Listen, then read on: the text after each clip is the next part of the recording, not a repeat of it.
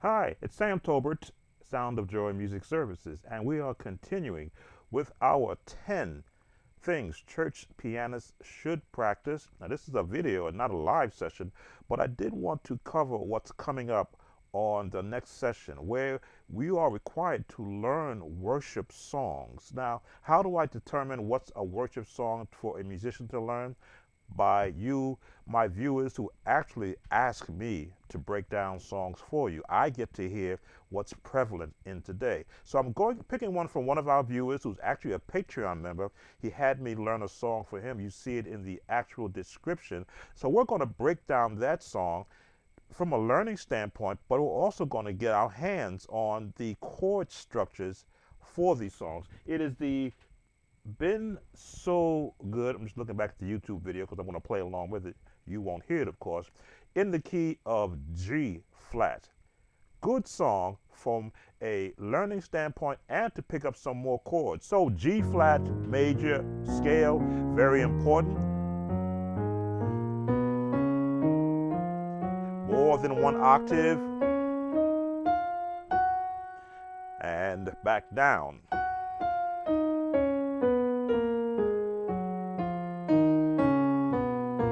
All the way back down.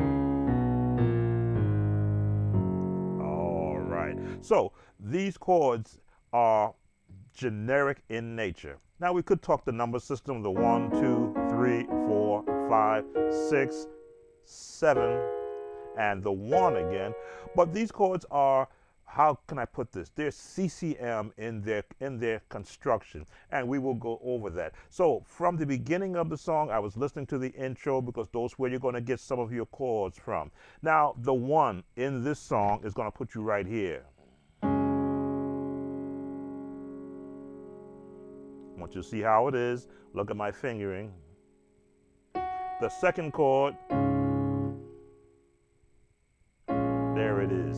Had to remember the chord placement, the bass placement, the 3, the 4, and then the 5 chord.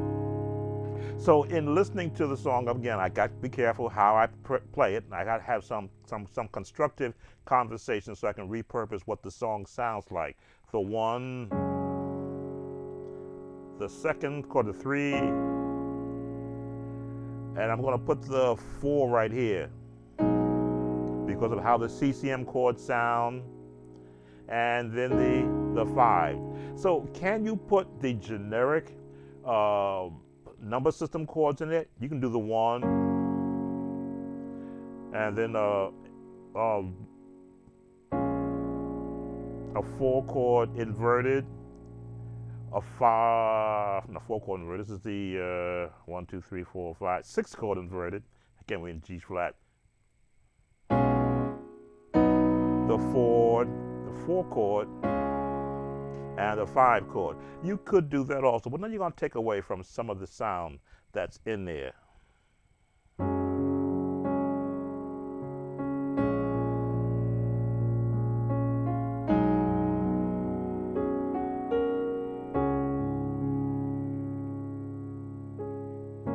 I'm trying to play some of the melodies so you might recognize the song. Again, there will be a link that you can go back and on your own time practice what I'm going to be showing you. Again, this is part of the 10 things every church pianist should learn is the different styles of worship songs. Because once you learn one style, it's applicable. There it is. You can apply it to other praise songs. Just hear where the chords are going to be dropping.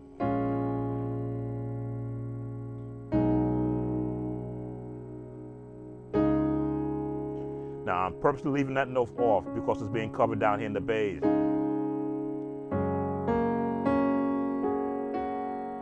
trying to play a little bit of...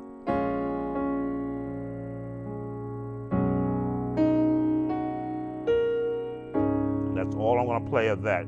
That is the intro with the melody on top. Again, what I instruct in, if you know the scales and you hear a melody being used in the scales, the next is to apply the chords that are applicable to that. So the song starts off with the part of what you've just been playing. Your just placement.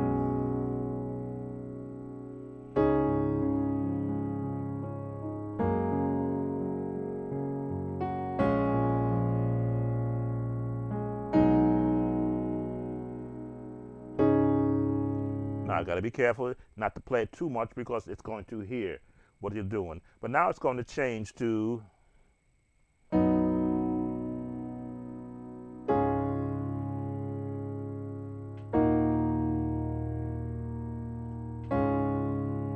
just bass chords. I'm switching up on the chord name.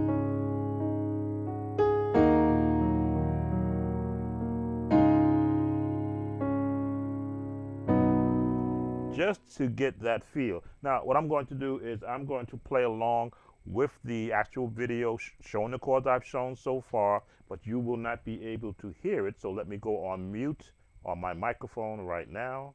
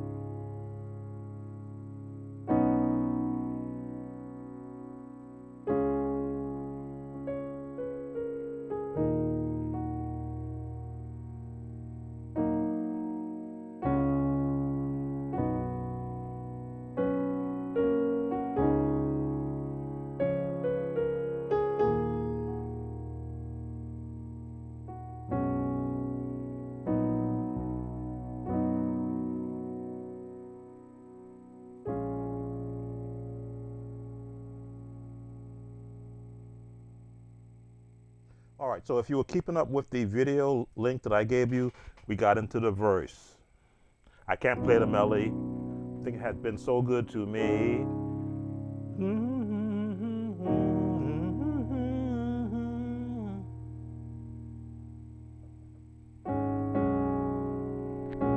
There it is. The bass notes always gives me 3, 4, 5, 6. Now I'm throwing this chord in there so I can go back to the 3. Right in the melody. Right in the scales.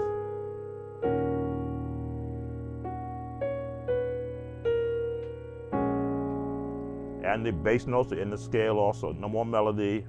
And we're going to come out of it.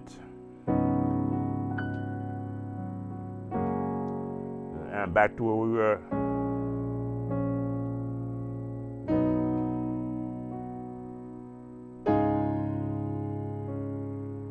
All right, so we've kind of got 60% of all the chords that you're going to hear in this song. Again, the CCM style does not really give you the same fervor gospel music does, where you're just jumping all over the place and you're throwing in different genres of music. It is a language of supporting a lead melody, be it the choir or the group, the praise team, or the lead singer, and your chords are not to override, which you saw me doing a little bit of the melody, just to give you the idea of the actual the positioning of the chords. I'm going to play with it a little bit more until I see hear the next change.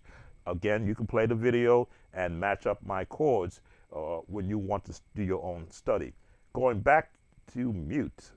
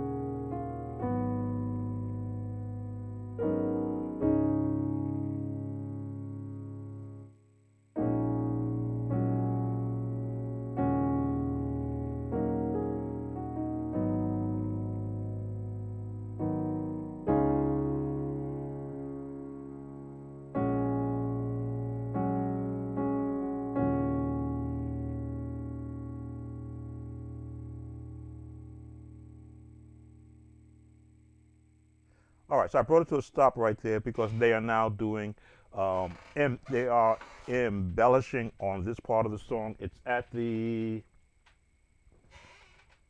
3 minute and 40-second mark now. The chords are just repeating. They're here into the minor and back to the 3, 2, 5, 6, to the 3. And again, these are the chords that you will hear prominent in a lot of your worship songs, again, based upon the melody positioning. But these chords are, as you can see from an actual piano standpoint, is give you a good workout in playing in the key of G flat.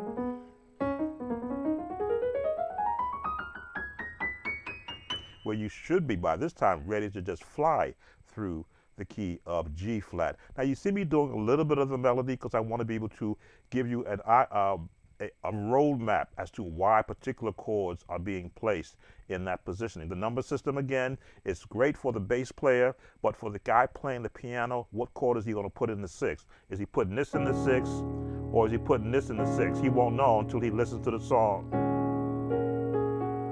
The 2, the 4, the 6. Now it could be right here or it could be here. However you want to go with it. Back to the 3. Down the scale. Basic, or you want to throw that in there. Do jazz feel. The 4. The 6. Now you could be here or could be here or could be here. As a musician, you make that decision. And back to the 2.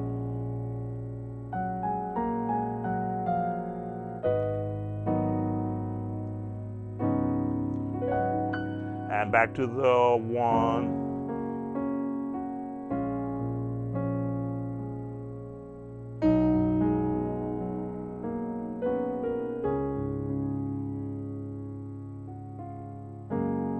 All right, so we're gonna, again, we've given you a lot of the chords in the song. There is not many. Now you see me going a little bit out of the realm of the songs because as a musician, what you want to be able to do is once you get the bass chords down, you want to be able to go higher.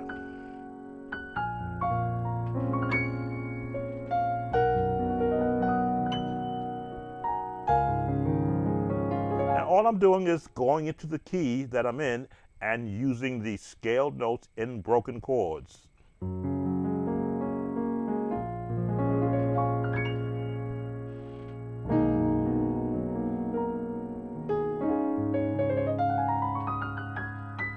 Again, following the notes and the scales and finding the chords I can apply. There it is.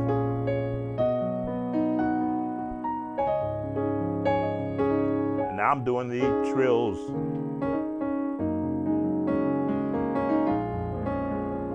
Now, do you always want to gospelize everything? No. You want to keep the integrity of the original song, but perhaps in your own local setting, you may want to add your touch of gospel to it because it's in your local setting. But you never want to be in a position where you're going out somewhere because you never know if someone from this actual band is sitting in the audience and they'll be frowning at you like, what are you doing? So stay within the 1, the 3, the 4, and the 5. And when you go to the 4, the 5, the 6, and they're going back to the 1, to the 3, to the 4, to the 5, the 6. Now they may let you get away with this one. I want you to go back to the 2. Scale.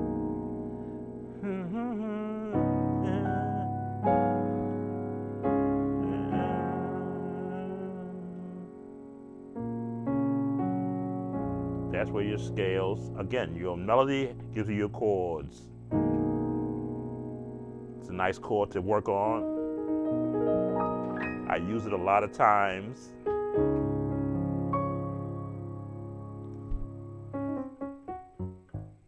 Okay, I don't think there's much. Let me listen to it some more. Let's see if I haven't left out any chord changes. Going on mute, and then I'll be bringing this session to a close. Be right back.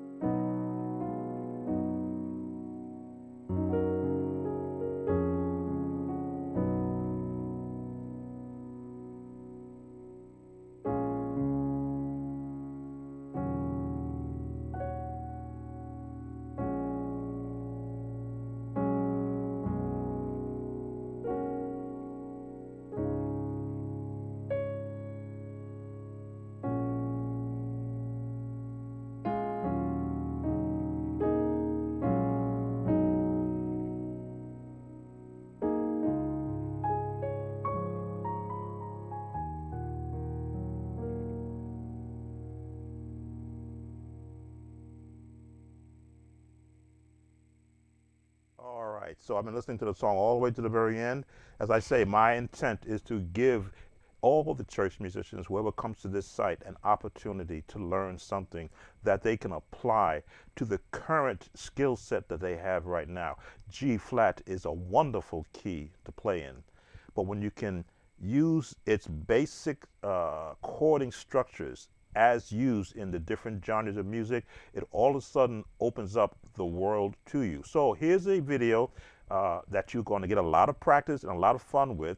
Not not a lot of gospel stuff in it. But that's, I've got so many other videos that has all the gospel moves, especially in G flat that I've done. But this will give you more ammunition as a church musician or as a musician in general who's been thrust into learning these styles of music without a physical instructor where you currently live or where you reside. So Sound of Joy is all about helping the musician or assisting the musician get the understanding, as the Bible says. In all thy getting, it's good to get a lot of chords, but it's even greater to get an understanding as to where those chords came from. Key of G flat, elevation worship, been so good. Sam Tobit, Sound of Joy Music Services. As always, if you're not a subscriber, you're missing out on a lot. We have currently, at the time of this video, 35,400 subscribers. Consider adding to that list. Give us a thumbs up. Leave a comment, because YouTube loves to see comments on videos. And what else am I missing? Subscribe, leave a comment, a thumbs up, like. And again, we're still in our series, 10 things church pianists should know. See you on the next video. Take care.